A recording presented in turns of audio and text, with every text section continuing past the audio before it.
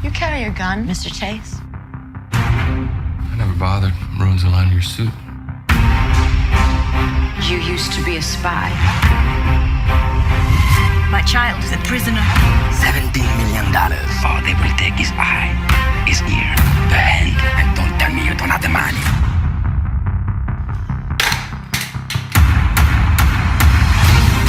My former father-in-law only buys the best. It's time for you to do whatever it is he pays you to do. Let's hope you're half as good as everything else he's bought. We need to pay the ransom, Mr. Getty. I do not have the money to spare. No one has ever been richer than you are at this moment. What would it take for you to feel secure? More.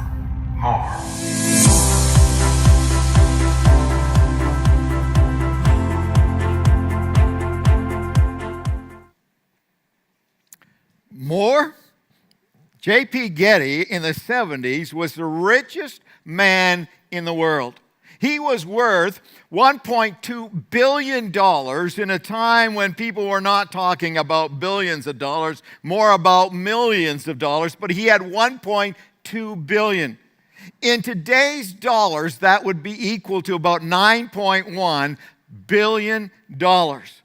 But if J.P. Getty were alive today, he wouldn't be the richest man in the world. Today, that distinction belongs to the CEO of Amazon. He's worth $117 billion. I may not be a billionaire, but at least I dress like a billionaire. That was not planned. I just noticed that this morning. I got a hunch, though, the label on his jacket is a little different than the label that's on the back of my label. But having $1.2 billion is a lot of money. And in 1973, J.P. Getty's grandson was kidnapped and held for ransom for $17 million. But Getty wouldn't pay it. And the reason he wouldn't pay it, as you heard in the little script just a moment ago, is because he said, I don't have any money to spare. Richest man in the world, and he says, I don't have any money to spare. He's worth $1.2 billion. They're asking for $17 million. Now, to you and me, $17 million is a phenomenal amount of money. But when you have 1.2, it would be comparable to somebody who had $100,000 and someone was asking for a ransom of $1,416 for the freedom of your grandchild. I mean, it blows my mind that he wouldn't do that.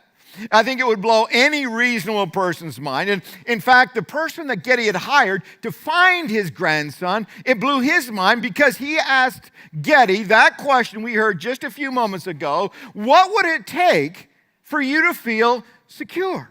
What would it take for you to feel financially secure? He says, I can't afford it. And the wealthiest man in the world, the billionaire, $1.2 billion, the man who has more money than he could ever spend in a lifetime, responds with a single word, and the single word is more. More. When I heard that, I thought, you have got to be kidding. That is ridiculous. I mean, this guy is the epitome of greed. He's the epitome of selfishness. That he wouldn't pay the ransom for his grandson. I'm thinking all these bad things about him when all of a sudden it hit me that that's me. That if somebody asked me what do I need to feel financially secure, I would answer the same way Getty did, with the word more. Now, granted, I'm not a millionaire, let alone a billionaire, and I would have paid the $17 million ransom. In fact, I would have paid $1.2 billion ransom, everything I've got to free my grandson or my daughters. I would have done that, or my granddaughter. I would have done that in a heartbeat. But when it comes to the sense of security, I'm exactly like he is. I want more.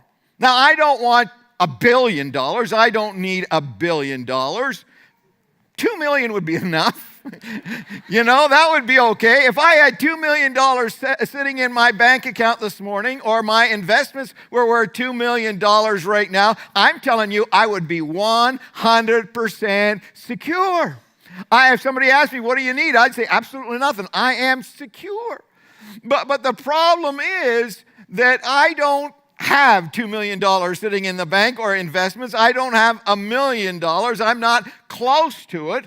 And so with retirement on the horizon, I'm not all that secure financially. I hope we're going to be okay, but I'm not so sure that I'm really that secure. So if somebody came up to me right now on the spot and said, what would it take for you to feel secure? My answer would be the same as Getty. That's why I can't point a finger. And my answer would be more. And the reason I would say more is because, I've never been retired. Nobody has been retired until they are retired. I've never been retired. I've never lived as an adult without a paycheck. I've always had a paycheck. I've always worked, always done something, even in my teen years. So I've never been without a paycheck. So, when it comes to retirement, I don't know what it's going to be like to not get a paycheck. Are we going to have enough money? We've tried to put in as much as we can, but there's that big question mark. Do we have enough to do it? And we hope we do. Judy and I have planned for retirement. We're not foolish and didn't plan. We hope we've got enough, but I'm not sure that we do. I'm kind of hoping that I will. I'm not fortunate like some of you are this morning. I'm not going to retire with 60% of my 5 best years. I'm not going to retire with 60% of my 5 worst years. I'm going to retire with the old age pension, CPP, and the investments that we have put together, and the church has given us some for those investments. And so I'm going to be living on that. Now, is it enough that even in our old age, it will keep us from showing up at our daughter's door, suitcase in hand? I don't know, but I hope so, but I'm not sure.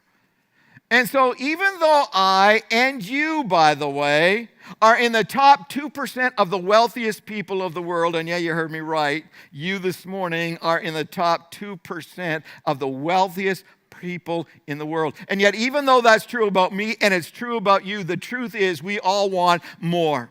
We all want more. I'm sure that some of you young parents, you're either, trying to save up enough money to buy a house, for a down payment for a house, or else you're paying high mortgage payments and high car payments and maybe school payments, and you're paying, the high expenses of gas and all the other utilities, and you're paying to keep your kids in this activity and that activity. You're probably thinking this morning, if I were to ask you, what do you need to feel financially secure? I'm sure you would answer with the same answer as Getty and me. You'd say more, a little more than what I've got.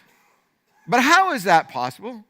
When we are among the 2% of the wealthiest people in the world, how in the world could we need more? I'll tell you why it is. It's because just about everybody in North America lives with the fear of scarcity. That's the fear of not having enough.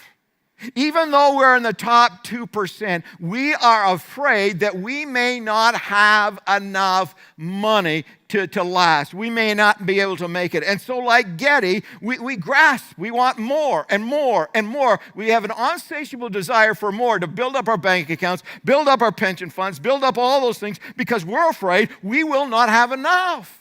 We're all in the same boat together. We're all hoping that our investments and our pension fund will see us through, the 20 or 30 years of retirement. It's that long now. But will it? Well, I hope so. But the truth is, we're not sure. We're not sure. We're not sure we're going to have enough money, and so we're in this anxiety situation. Now, when you compare that mindset with the mindset that the Apostle Paul, who was a first century historical figure, everybody recognizes that he lived at that time, who he was, what he did. He wrote a good portion of the New Testament. He says this to the rich. If you are wealthy, he says, now remember when I read this, that's you. Okay? This is you and me. He says this to the wealthy. If you're wealthy, you should use your money, we should use our money to do good. They or we should be rich in good works and generous to those in need, always being ready to share with others. I sure hope God grades on a curve, because I never thought those verses applied to me, because I'm not rich, you know. You probably never thought they applied to you either, you know. We're not rich. We don't see ourselves as rich when we really are. So when we read these verses, we say, yeah, God, tell those millionaires to share with others, in particular me. Share, you know, do something. But we think it doesn't apply to us. Not true. You don't see yourself as rich, and so we don't usually spend our money basically to do good. Primarily, we use our money to make sure that we're secure financially. I use most of my money to make sure Judy and I are secure and our kids are secure. You probably do the same thing. I mean, let's be honest. They say confession's good for the soul, so we'll just turn the auditorium into a big confessional booth this morning. So let me ask you this question. Have you ever thought, when you're in a drugstore or in a corner store and you see the lottery sign up there, have you ever thought to yourself, man, if I just won that, you know, I don't even need to win 33 million or whatever it is up to now. If I could just win 3 million, I would be set for life. I would never have another worry for as long as I live. Or maybe it's not the lottery. Instead, you're sitting there watching TV and all of a sudden the picture of the Chio house comes up. You know, it's worth, I don't know, 2.3, 2.4 with all the extra things thrown in there. And you're looking at that and you're thinking, man, I could sell that and we would never worry for the rest of our lives. I would be 100% secure if I could only win that. Well, you may be more spiritual than I am, but I have had those thoughts cross my mind. You know, more than once I've thought, you know, it would be nice kind of to be rich. You know I'm not supposed to think that way.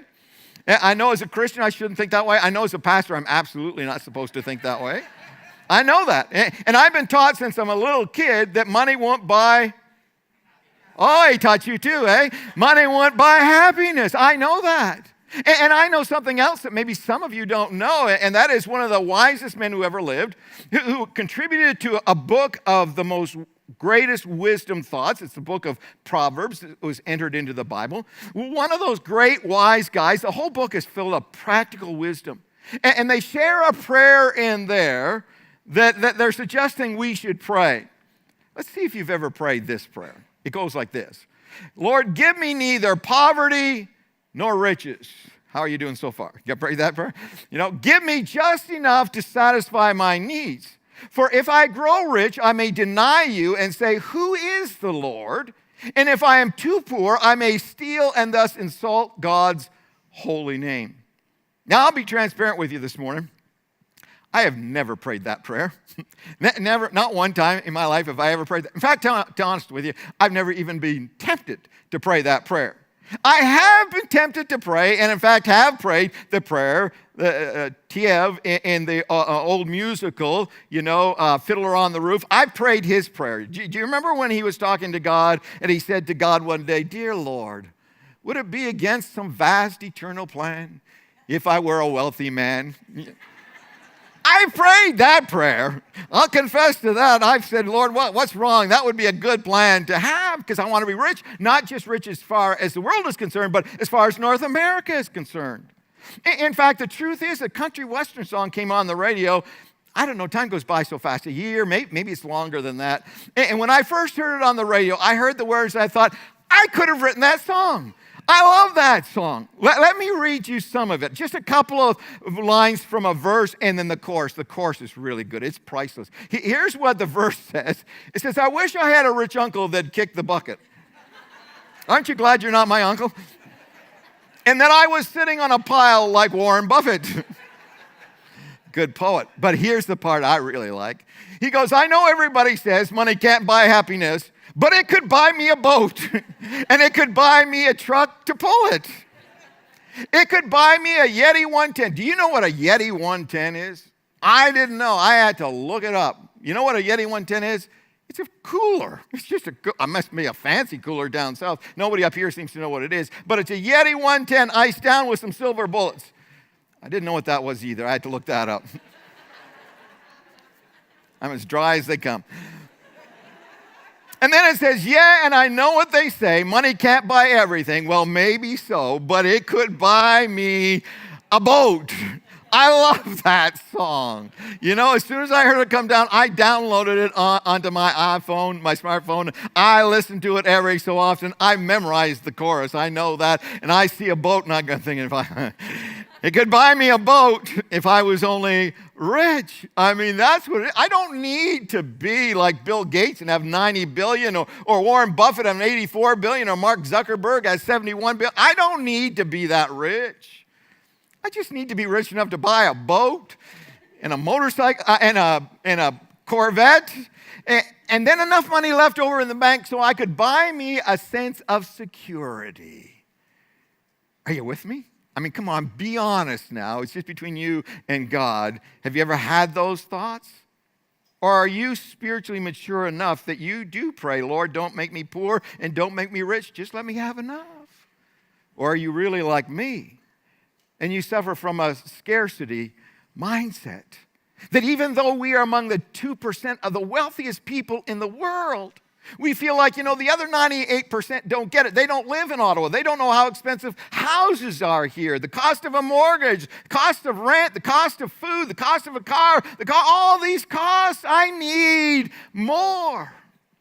If you're with me in this scarcity mindset, fearing that you will not have enough, I got to warn you this morning that it is a self-inflicted. It is self-inflicted. The reason why I'm not certain about retirement. The reason I am not confident in the future financially is because I have made the mistake that almost everybody in North America, everybody in Canada makes. And that's the mistake of thinking that my security lies in what I have. It's what I have. We all think, it's what we can hold on to. We've got to have it. We're afraid we'll lose it. Have you ever seen a homeless person sitting on the street, and as you walk by, you think to yourself, if my wife or my husband, whatever you are, if we lose our jobs, it wouldn't be very many weeks until I'd be sitting right next to him or to her. We're so afraid, and so we become very tight with what we've got. We're afraid. We give, but we don't give according to what we have. We kind of just give a little bit. And the fear is that we're going to run out. We're always thinking, do I have enough money to last me through the next 20 or 30 years? And I'm not sure. I look at the investments that Judy and I have, and we're looking, will they make it through our 80s and through our 90s? I'm pretty sure they aren't big enough to get us through there. I think we can get through the early 80s, Judy. I think we can make our 80s okay, the first part. But the latter 80s and the beginning of the 90s, where my parents lived too, that's iffy. Girls, you better be scared. We may be showing up, because I'm not sure it's big enough. But in spite of that fact, Judy and I do not have to live with the fear of scarcity. And we don't have to spend the rest of our lives worrying, are we going to have enough or is it going to run out? Because even though God created us with this need and this desire for a sense of security, He never created us to have that sense of security or to find that sense of security in what we earn, what we save, and what we invest. But rather, He designed us to find it in Jesus as our provider. Jesus as our provider. See, the reason why I get nervous and the reason I'm uncertain is because I'm not sure, that we've built a big enough, nest egg to last through the future. I'm thinking, we're going to depend on what we have saved, what we have. See, my problem is, here's the mistake I've made. Maybe you've made the same mistake. I make the mistake of thinking of depending on what God has provided for me up to this point and not what God will provide. See, I believe that God's my provider, but He's provided for Judy and I all through the years by we're working. We both had jobs, and so we both contributed. And so He's provided for our material needs by giving us the ability and the opportunity to work and make a living. But what happens when we're no longer getting a paycheck? See, I'm depending on what God has provided, forgetting that God will provide. Not what He has, but what He will provide. See, the problem with so many of us, whether you're looking at retirement or you're a younger person and you're looking at those years with your kids and maybe off to college years, if they're high school, and you're wondering, are we going to have enough to care for our family and all of these concerns? What we're doing is we're worrying about tomorrow based on what we have today. We look at our nest egg and we say, is that going to be big enough for tomorrow? What God has enabled us to save up to this point, will that be good enough for tomorrow? And that's the mistake we're making. And it reminds me a little bit of the Israelites when they left Egypt and went to the promised land. They got into the wilderness and they ran out of food. And of course, when they're hungry, they began to complain, and they complained to Moses, but they're complaining about God. And so God sends them food. Every day, God sends food. He sends them, it's called manna. Some of you will know that. In the morning, this food would all of a sudden appear on the ground. And they'd go out in the morning. God gave Moses instructions, tell the Israelites, tell them to go out in the morning and gather enough for their own family. Whatever they need for their family for that day, gather it up. So the next morning, the people got up, and there's all this food on the ground. And they gathered it up in jars, and they took it in. And interestingly enough, this is what it says in the Bible. He says, some gathered a lot, and some only a little. It depended on how many sons they had, I suppose, because they're bigger eaters. And so the bigger families gathered more, the smaller families gathered little. But it says, but when they measured it out, everyone had just enough. Isn't it interesting? Those who gathered a lot had nothing left over, and those who gathered only a little had enough. Each family had just what it needed. It was a great plan. And so God was wanting to not only feed them, but he was wanting to teach them. He was trying to teach them that their provider was him. That they shouldn't look to the food. They shouldn't look to their cattle. They shouldn't even look to Moses as the provider for their food, but they should look to God each day. And so God said, look, tell them only to gather enough for one day and don't leave any at the end of the day. They have to use it all up. Don't try to keep some for the next day.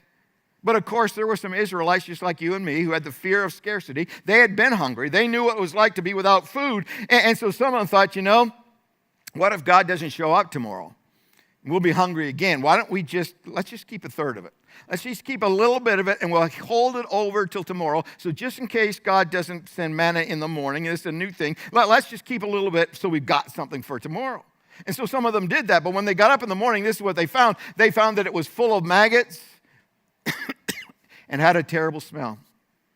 It's full of maggots and had a terrible smell.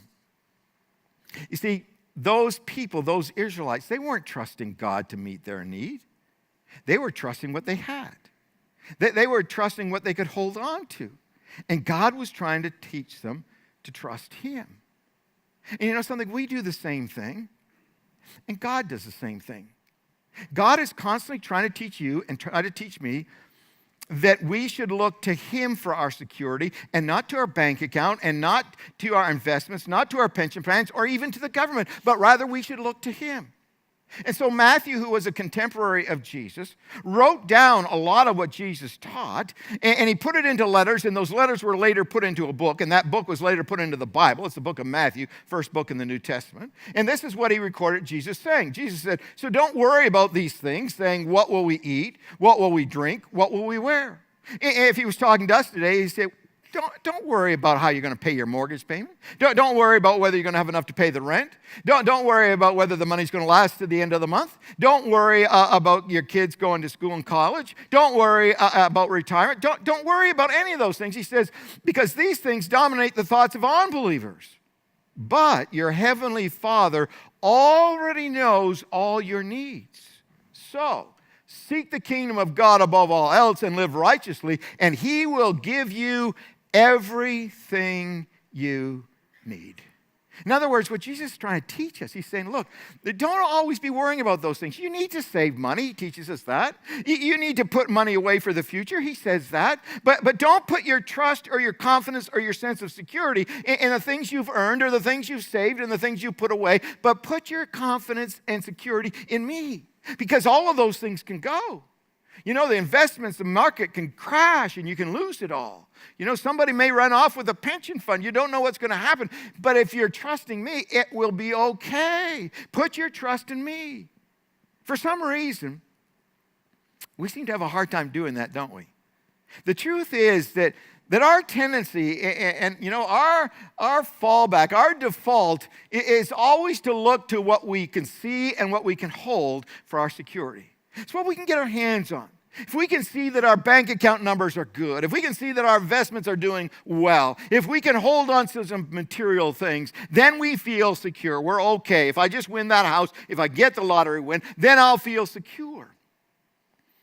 But oh, that we would have eyes to see that if we live our lives placing our security on what we have and what we can earn and what we can get, that we are going to have unnecessary stress and unneeded anxiety in our lives. Just so much of it. Oh, that we had eyes to see what our fear of scarcity is doing to us. It eats away at us. It robs us of peace and of joy and of confidence.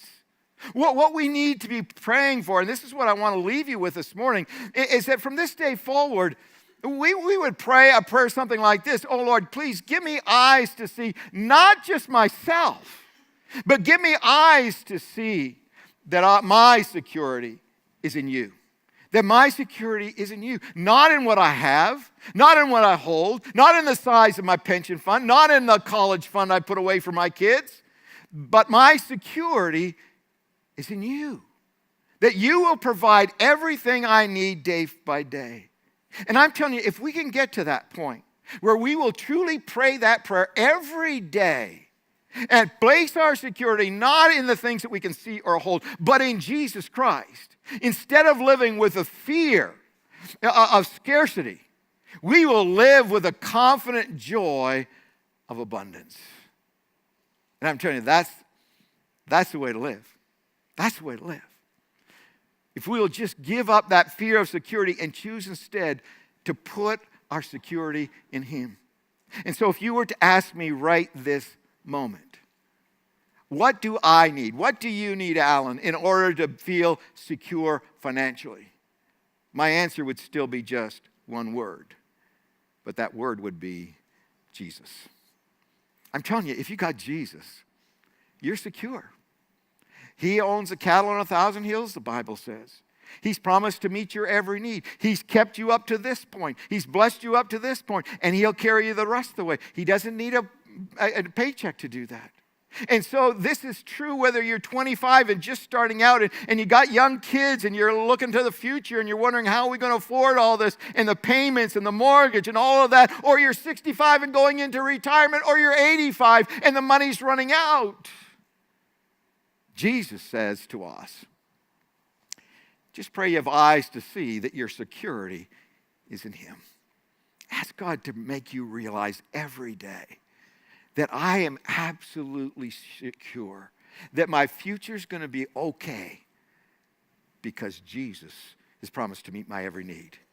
Yeah, earn what you can, save what you can, invest for the future, build up a pension plan. But always remember, your security doesn't lie in any of those things, because all of those things can disappear in an instant. But rather, your security lies in Him. And when you pray that prayer, you're going to live with a confident joy of abundance. Father in heaven, thank you so much for freeing us from the fear of scarcity. So many of us and so many in this city, across this country, around the world, live with that every day. The fear of not having enough. The things might run out. We're not able to make it. Father, thank you that we don't have to live that way. Thank you that you have shown us that if we'll just put you first and that we'll trust in you to meet our every need, those fears will evaporate. And we will have that confident joy in knowing that our Father in heaven is going to take care of us every day of our lives for whatever the need is. So, Father, may we each one pray this prayer each day as we go forward. May we look to you and not to ourselves. May we look to not only what you have done, but what you will do for us, because you've promised to do exceedingly abundantly above all that we could ever ask or think. And so we give you praise for this peace and this joy and this confidence this morning. For we prayed in Jesus' name. Amen.